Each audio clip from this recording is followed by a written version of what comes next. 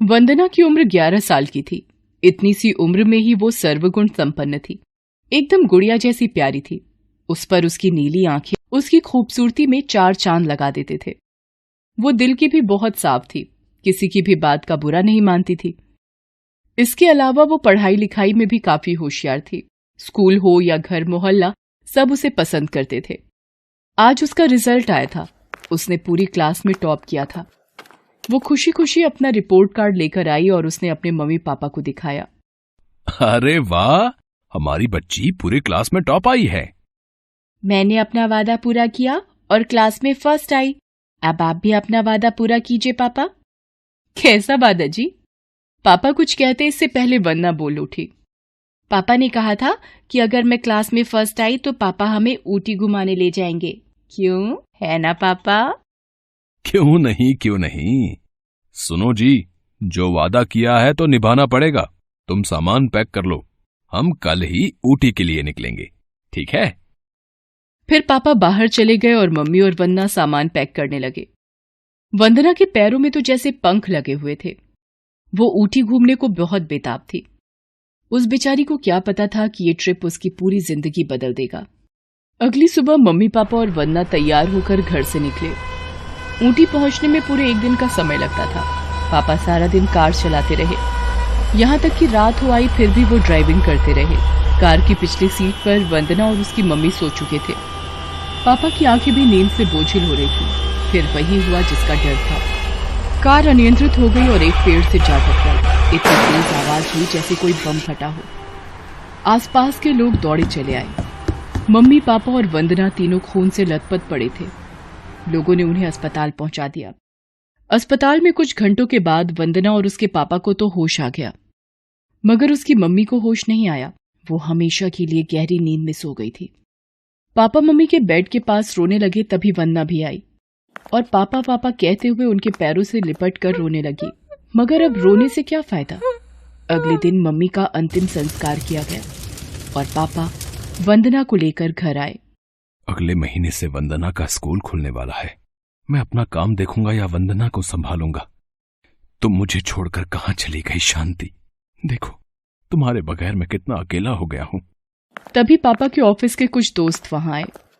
आखिर कब तक ऐसे बैठे रहोगे? अभी तुम्हारे सामने पूरी जिंदगी पड़ी है। हमारी मानो तो तुम दूसरी शादी कर लो। कैसी बातें करते हो? अभी मेरी शांति को गए 1 महीना भी नहीं हुआ है और तुम मुझे दूसरी शादी करने की सलाह दे रहे हो? ज्यादा इमोशनल मत बनो। अरे, अपनी नहीं तो अपनी बच्ची के बारे में सोचो। इतनी सी उम्र में बेचारी के सर से उसकी मां का साया उठ गया है। ये शादी तुम अपना घर बसाने के लिए नहीं, बल्कि वंदना के लिए नई मां लाने के लिए करो। दोस्तों की बात पापा के दिमाग में बैठ गई। 1 हफ्ते बाद ही उन्होंने सरोजा नाम की एक विधवा स्त्री से शादी कर ली। सरोजा की भी एक बच्ची थी जिसकी उम्र 15 साल थी। उसके पति भी बीमारी के चलते कम उम्र में मर गए थे। इस तरह दोनों बेसहारों वंदना के पापा और सरोजा को एक दूसरे का सहारा मिला और उनकी गृहस्थी चल पड़ी। सरोजा ने तो वंदना को अपनी बेटी की तरह अपना लिया था। वो उसे अपनी बेटी की तरह या कहीं उससे भी ज्यादा प्यार करती थी।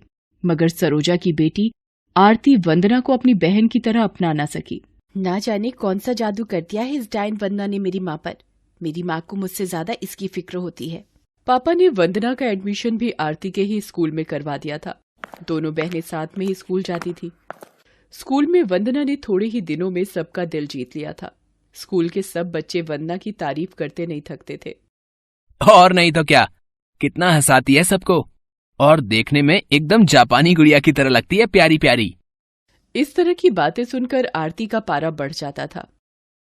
उस रात जब सब सो गए थे, तब आरती चुपके से उठी और दराज से कैंची निकालकर सोती हुई वंदना की तरफ बढ़ी।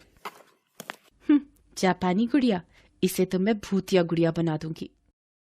इतना सोचकर उसने वंदना के बाल कतर दिए। सुबह जब वंदना उठी तो उसके बाल बिस्तर पर जैसे तैसे बिखरे पड़े थे। वो रोने लगी। उसे रोता देख आरती हंसते हुए बोली, बड़ी गुड़िया बनी फिरती थी, मैंने तुझे गुड़िया से भूतनी बना दिया। तभी सरोजा भी वहां आ गई। उसने आरती की सारी बातें सुन ली और वंदना को रोते देख आरती को कसकर तमाचा जड़ दिया।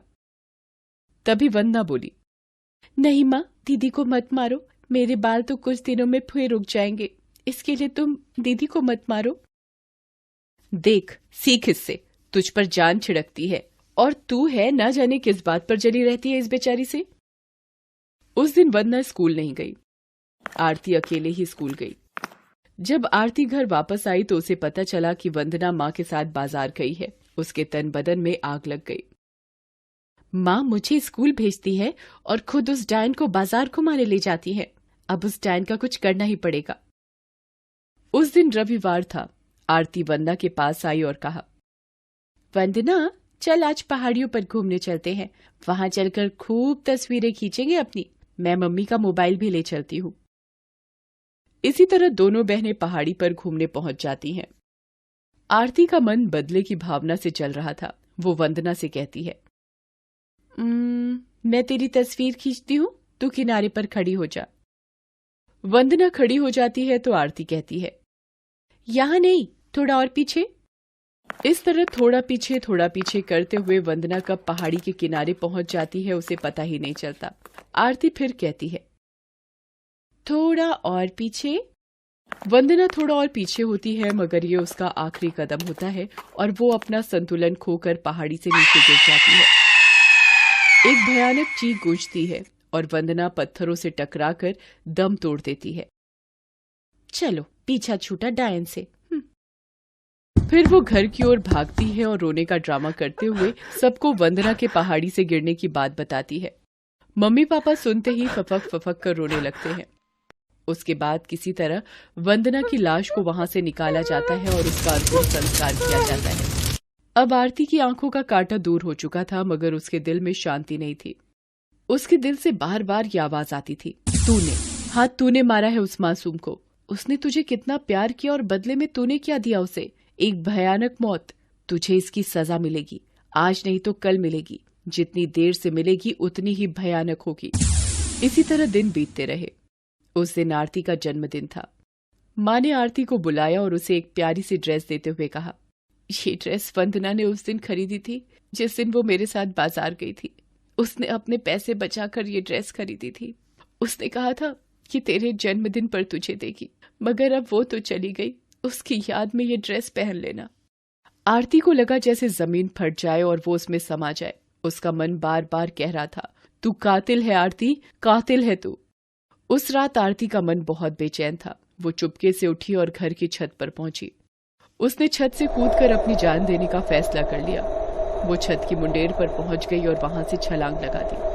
उसका शरीर जमीन से टकराकर टुकड़े टुकड़े हो जाता, मगर जैसे लगा कि उसका शरीर जमीन से नहीं टकराया, बल्कि ऐसा लगा जैसे किसी ने उसे जमीन से टकराने से पहले ही थाम लिया।